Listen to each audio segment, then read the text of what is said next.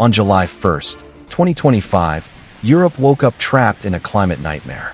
What began as an isolated storm quickly turned into one of the most devastating natural disasters of the year. In just a few hours, a brutal combination of torrential rain, overflowing rivers, and landslides transformed alpine landscapes and entire cities into disaster zones.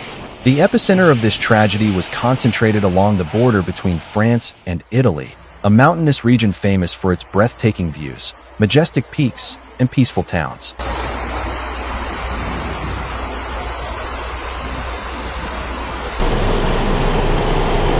But on that day, nature's fury unleashed chaos.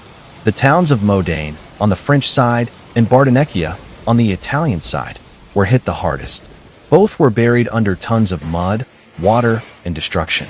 In Modane, residents watched in horror as the mountain seemed to collapse on top of them. Thick mud flows surged rapidly downhill, burying the train station and shutting down the vital high-speed rail line between Paris and Milan.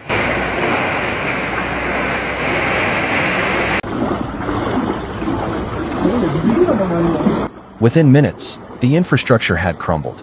French rail operator SNCF suspended all operations indefinitely. Despite the scale of the disaster, Modane was fortunate in one crucial respect. No fatalities were reported. However, the city was completely cut off. Thousands of travelers were stranded, and the economic damage is expected to be in the millions. Cleanup efforts moved slowly, as residents tried to recover what little the storm had spared.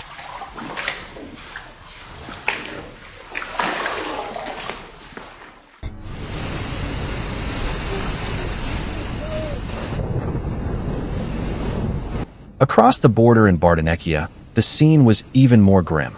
The storm was so intense that local officials described it as a water bomb. In just a few hours, the region received more than a month's worth of rain. Rivers and drainage systems failed.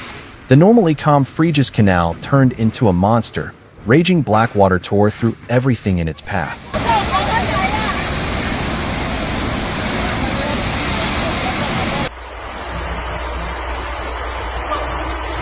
The streets of Bardonecchia became violent rivers. Vehicles were swept away like toys. Bridges collapsed. Homes were flooded from foundation to rooftop. The city center was overtaken by an unstoppable torrent that left behind nothing but mud, destruction, and death. At the height of the crisis, the first tragedy struck. A 70-year-old fruit vendor was caught in the floodwaters while trying to exit his van.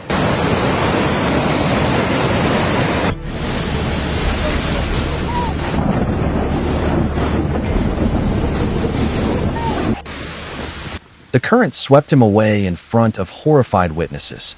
His body was recovered shortly after, but it was already too late. The news shocked the entire region.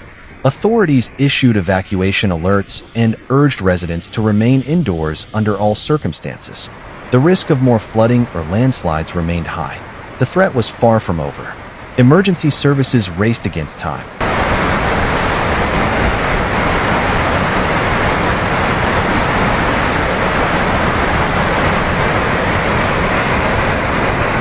Alpine rescue teams evacuated children from summer camps. Community centers and sports halls were repurposed as temporary shelters. Some neighborhoods were completely cut off. The A32 highway, one of the main arteries connecting Turin to Bardonecchia, was closed in both directions. Secondary roads were swallowed by mud. The isolation was nearly absolute. The region was surrounded by devastation, with no viable routes for aid to enter.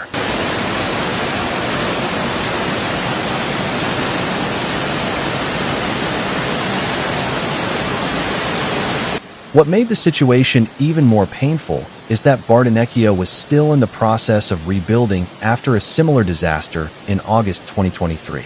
Back then, heavy rains triggered landslides that destroyed roads and vehicles, though no lives were lost. This new catastrophe reopened wounds that had never fully healed. Meteorological experts warned that this wasn't just a freak occurrence.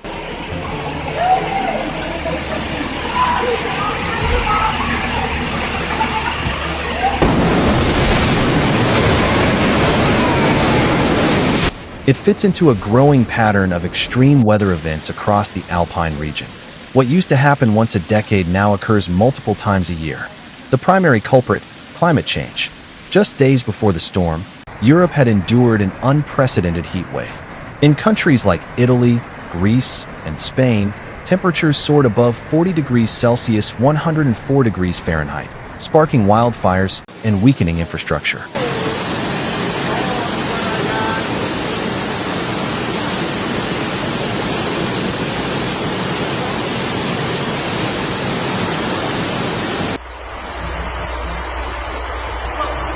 That stored heat became an atmospheric bomb that ultimately exploded as a catastrophic rainstorm. While Modane and Bardonecchia battled mud and water, another city faced its own disaster, Paris. In the early morning hours of July 1st, a violent storm struck the French capital, submerging parts of the city in less than an hour. Drainage systems failed. Streets turned into canals.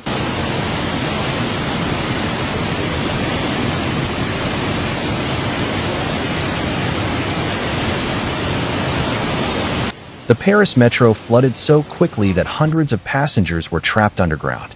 The scenes looked like something out of a disaster movie.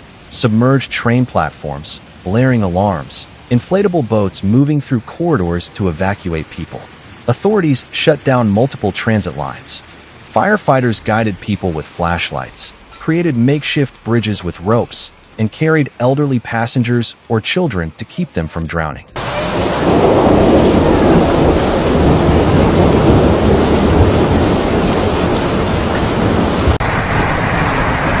It was complete chaos, above and below ground.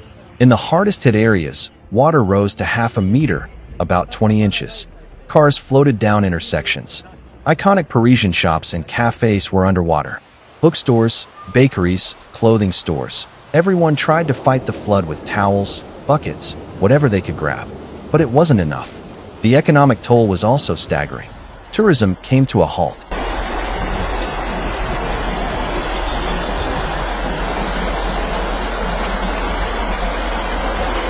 Flights were delayed, bookings canceled.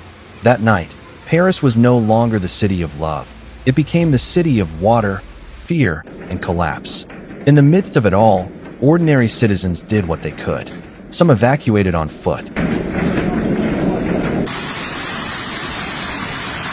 Others took refuge in upper floors. In more organized neighborhoods, residents banded together to check on the elderly, rescue pets, and share dry clothes. Amid the panic, solidarity rose. Authorities issued widespread alerts warning that rain was expected to continue through the first week of July. The Alpine regions remained under yellow alert due to the ongoing risk of flooding and landslides.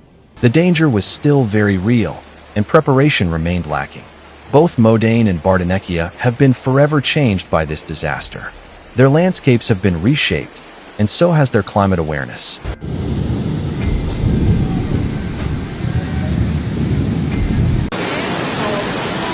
Every resident, every rescuer, every displaced family knows this wasn't just a freak event. It was the result of years of ignored warnings. Today, scientists, emergency workers, and local officials agree on one thing. If we don't invest in climate-resilient infrastructure, improve early warning systems, and educate the public, Europe will become increasingly vulnerable to these types of catastrophes.